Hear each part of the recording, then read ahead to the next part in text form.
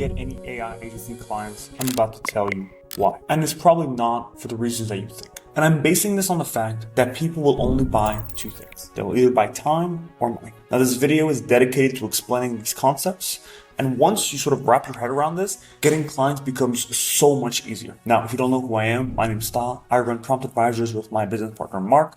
We have a community of over 500 other agency owners, and we're on track to do 7 figures this year with AI services. Let me start with something that maybe you don't realize. Nobody, and I mean nobody, wakes up wanting your services. Think about that for a second. When somebody opens their eyes in the morning, do you really think like, man, I hope somebody calls me so that they can sell me some automations? Probably not, right? It'd be kind of ridiculous. Well, then why do you approach people as if that's what they're thinking? The biggest mistake I see people make when they're starting out is trying to sell a product. They get all excited about their chatbot or their workflow automation or whatever they've created, and they'll lead with the technology. They'll talk about the AI models, the integrations, blah, blah, blah. But here's the thing, and I want this to really get drilled down. Nobody cares about the vehicle. All of those things are just a vehicle to a destination. Nobody buys a vacation because of the plane that they're going in. It doesn't matter whether it's what type of plane you're going to take. You care about the destination. You want the vacation. So let's go back to the framework that really synthesizes this. There's only two things you can sell. You can sell money, which is leads, contracts, revenue of some kind. It doesn't matter. Money, cash in people's pockets. Or you can sell them time. That if a process used to take 10 hours, now it takes 5 minutes, that is inherently valuable. You can sell that as well. But that's all there is. Those are the only two things that you can sell. Everything you do, every offer you have, every automation, everything you build, it is to do one of these two things. Sometimes it can be both. Sometimes it's direct, sometimes it's indirect. But if it doesn't do one of these two things, or you can't explain how your thing helps one of these two elements, nobody cares. Let me give you a practical example of how I did it when I started out. So we had a chatbot that we sold to businesses. This thing was cutting edge at the time, natural language processing, all the fancy words. But when we actually started selling it, the way it was presented, I kid you not, was we help roofing companies get more leads without spending more money on ads. That's it. That was a destination they wanted. I wouldn't even mention that it was a chatbot until the last minute of the sales calls, because that's not why they were there. They weren't there to buy a chatbot. They were there because they wanted more money. See the difference? It's the exact same product. The thing is, I could have went up in there and be like, yeah, this is just GPT-4. We're using the latest integrations and whatever. And the thing is I could have showed up, and I did show up a lot of times in the beginning, trying to flex the technology, and nobody bought it because it was so frustrating. I remember thinking, why are people not buying this thing? I put so much effort into this and nobody wants it.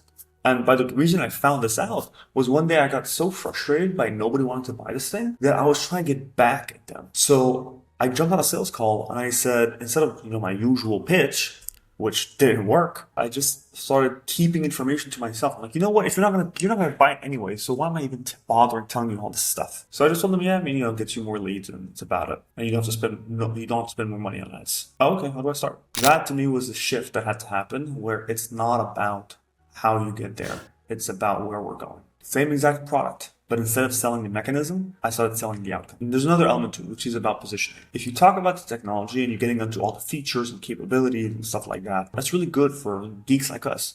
But you have to remember that the people who are buying this stuff typically do not nerds, they're not geeks. They oftentimes they don't understand what these technical terms are at all, and neither do they care. And what can happen is you start to over-explain, and then one of two things happen. They either zone out, and you're talking, they're rambling about whatever, and they're thinking about the next job or what they're gonna go eat, and good luck selling that guy. Or they're gonna feel stupid because they don't understand, and they can get defensive. Either way, they're not gonna buy. Confused people don't buy. So you're actually hurting yourself by leading with a lot of the technical stuff. So now that framework has been established, I actually want to talk about how to get clients using this framework as the foundation of how we're going to move forward. This is my complete client acquisition system. It's actually pretty simple. First of all, you're going to generate your lead list. You need to find people you can actually talk to. Now, for our purposes, a lead is a business owner that you can actually reach out to who fits your ideal client profile, right? Assuming you have a niche.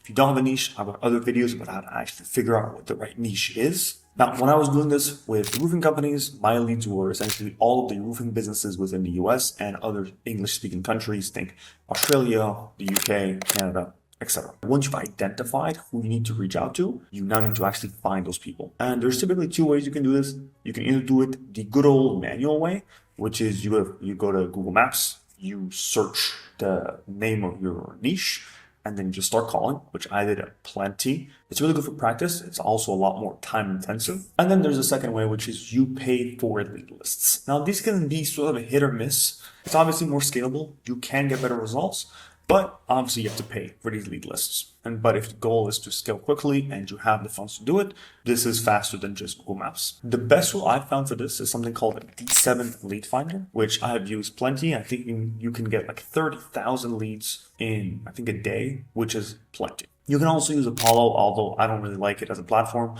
for a multitude of reasons. It's too complicated, but D7 Lead Finder has been my go-to since day one. Okay, so you now understand who to reach out to. I have a list of people that you can call. Third, you have the actual outreach. We need to actually start calling these people. There's two main ways you can reach out to folks. You can either some sort of text message, which is typically email or cold email. You can also call them. I would suggest when you're starting out to call for a very specific reason. When you call, you get exponentially more practice with objection handling. With email, let's say you send out 1,000 emails and one person says yes. Well, that person you want to now call. But the thing is that if all you've done has been email, well, you don't have a lot of the repetition about handling a lot of objections because this is the first time you're calling someone who's actually interested. So you have now, it's very likely that you're going to lose an opportunity to get into the next level because you're nervous. You don't do this very often. But by rejection maxing, as the young folks call it, you get desensitized and you get a lot more at ease with actually talking to people, handling objections, etc. So my suggestion is call. Once you get really good at that, then you can start cold email so you can take advantage of your expertise on the calls. Because you're going to need to talk to these people anyways. Number 4 is the actual tracking system. This is where most people fail. They don't track anything. And there's a quote that I like, which is, if you don't track, you don't care. You need to track everything you do. Every single day. I'm going to put a spreadsheet in the description. And it's literally the spreadsheet that I used when I was cold calling.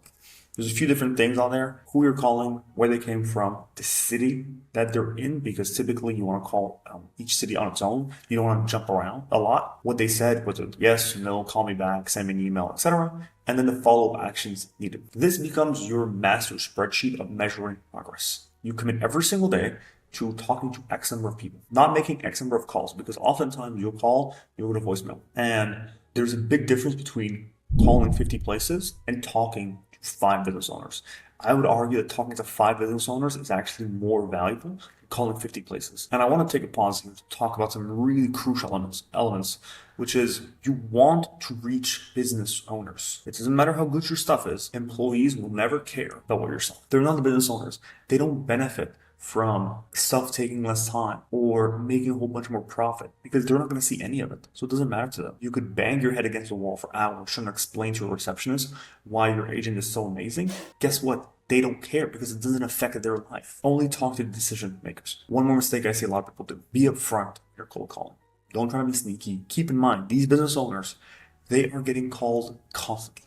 You are not the first one going to call them today. You're probably not the last one. I have found way more success by being direct, not treating them like they're stupid because they're not. And just start off something, and if you are talking to the business owner, just be straight up and tell them, yeah, this is a cold call. I'm trying to pitch you on X, Y, that thing. Can I? Another one, by the way, this is pretty simple. Like, use local phone numbers. If I'm in LA and I have a business in LA, a local business, and somebody's calling me from New York, the chance of that person wanting my services in New York is probably pretty low. So if you're calling in LA, use an LA phone. And you can use tools like OpenPhone, which I use, and you can pay like $5 a month for an extra phone number and just buy that while you're calling in LA and then switch your number or keep it depending on how successful you are. But just do that with every new area that you go to. Another little hack to make outreach so much easier is outreach with others. When I started, I would get together with buddies of mine and we would get on a Zoom call and everybody's mics are muted, but our cameras are on. So even if somebody were to curse me out, I can still see other people who are calling with me as well.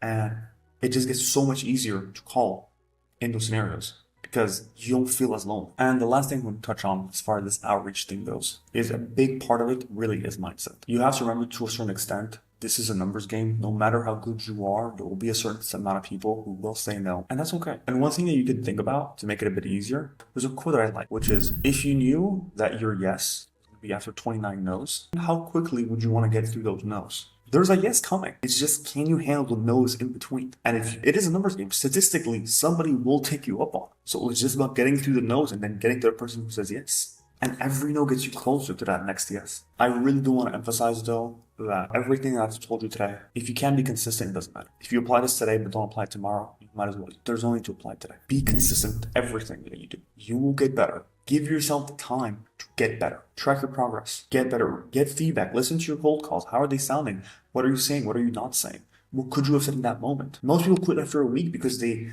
want immediate results. But if you commit to this for 90 days, really commit, not half-ass, you will get clients. This isn't complicated. That doesn't mean it's easy. The framework is simple.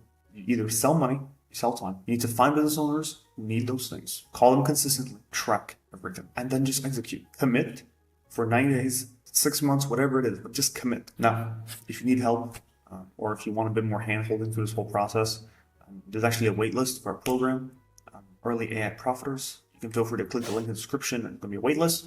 In the meantime, there's also a free community that I have where we do these calls once a week, where I will try my very best to help you out. And if you have any more questions about this, you can feel free to join those calls. Otherwise, you can leave something in the comments about what videos you want me to make next or what topic are you struggling with, and I will try my very best to give you my input on that. Thank you for watching.